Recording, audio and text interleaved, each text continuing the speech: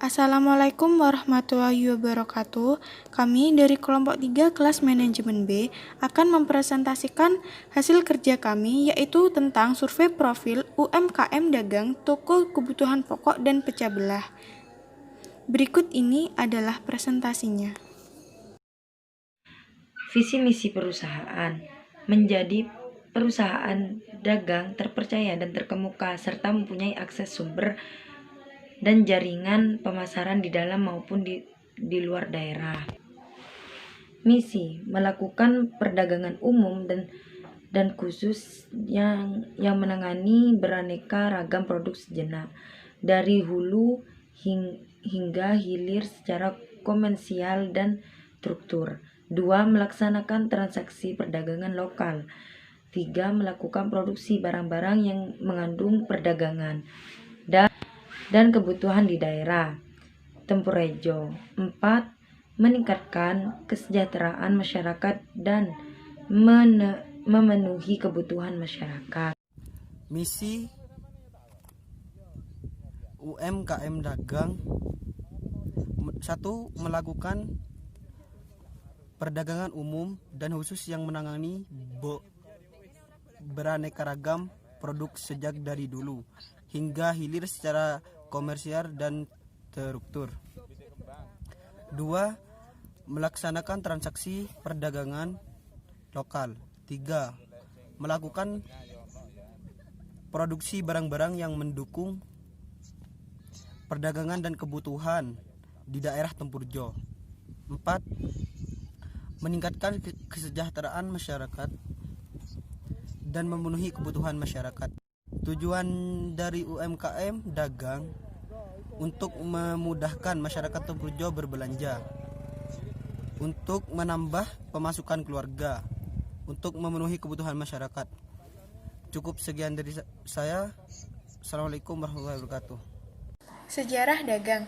Pada tahun 2002, Bapak Saini memulai toko, yaitu dengan cara membuka toko perancangan yang berisi snack, beras, minyak, telur, tepung, gula, dan lain-lain. Lalu, Bapak Saini ingin mempunyai toko tambahan untuk memperbesar dan memperluas toko yang awalnya kecil hingga besar. Dengan inisiatif itu, Bapak Saini terus berusaha dan berdoa bekerja keras hingga pada tahun 2007, usaha, kerja keras, dan doa Bapak Saini terkabulkan. Bapak Saini telah membuka toko 3, yaitu toko pecah belah, toko pakaian, dan toko kebutuhan pokok. 2. Aspek pemasaran. 2.1 Daerah pemasaran. Daerah pemasaran toko pecah belah dan kebutuhan pokok ini sangatlah strategis. Tempat maupun tokonya di pinggir jalan, sehingga banyak orang yang mengenali dan juga penduduk di daerah Tempurjo sangatlah banyak. Jadi memungkinkan banyaknya pembeli. 2.2 Saluran distribusi. Toko ini tidak mengirimkan ke banyak tempat, melainkan banyak orang yang datang untuk pulaan atau membeli barang dari toko tersebut yang ingin menjadi reseller atau toko tersebut. Dalam aspek pemasaran ada strategi pemasaran.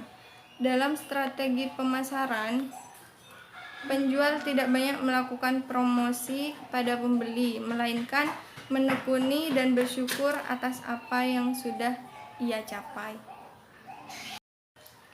Selanjutnya, dalam aspek operasional usaha ada jenis layanan jasa. Nah, di sini pemilik toko memiliki layanan jasa dengan cara mengirim pesanan konsumen dengan menggunakan pick up dan membayar pesanan ketika sampai di tempat.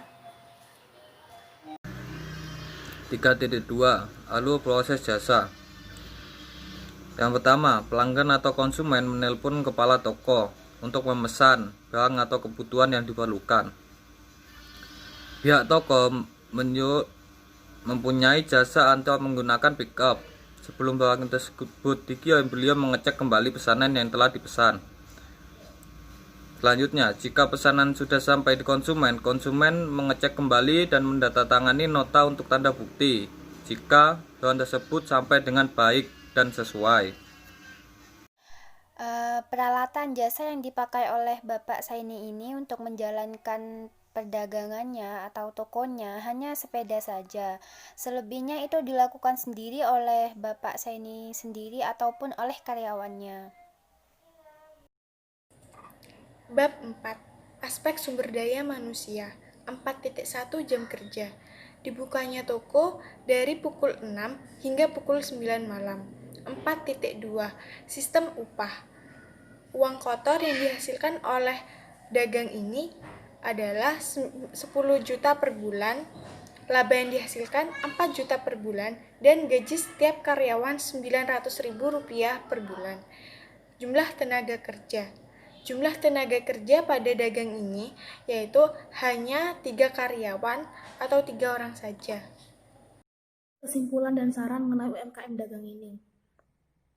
Usaha yang dilakukan Bapak Saini ini sangatlah membantu masyarakat Tempurrejo karena di daerah Tempurrejo masih sedikit toko yang memiliki barang yang lengkap seperti toko Bapak Saini. Jadi masyarakat Tempurrejo sekarang tidak perlu susah-susah atau pergi ke kota untuk mencari keperluan rumah tangga karena sudah tersedia lengkap di toko Bapak Saini. Kesabaran Bapak Saini dan kerja kerasnya bisa menjadi contoh bagi masyarakat sekitar. Karena jika kita mau bersabar dan terus berusaha, maka usaha yang kita lakukan akan berkembang dan akan lebih maju. Saran dari kelompok kami untuk dagang Bapak Saini ini, sebaiknya Bapak Saini juga melakukan promosi di sosial media. Dengan begitu, toko Bapak Saini ini akan semakin dikenang oleh masyarakat, mengingat sekarang semakin canggih era teknologi. Jika toko Bapak Saini ini dipromosikan di sosial media dan lebih dikenal banyak masyarakat, otomatis akan berkembang dengan lebih cepat. Itulah hasil kerja diri kelompok kami. Kurang lebihnya mohon maaf. Wassalamualaikum warahmatullahi wabarakatuh.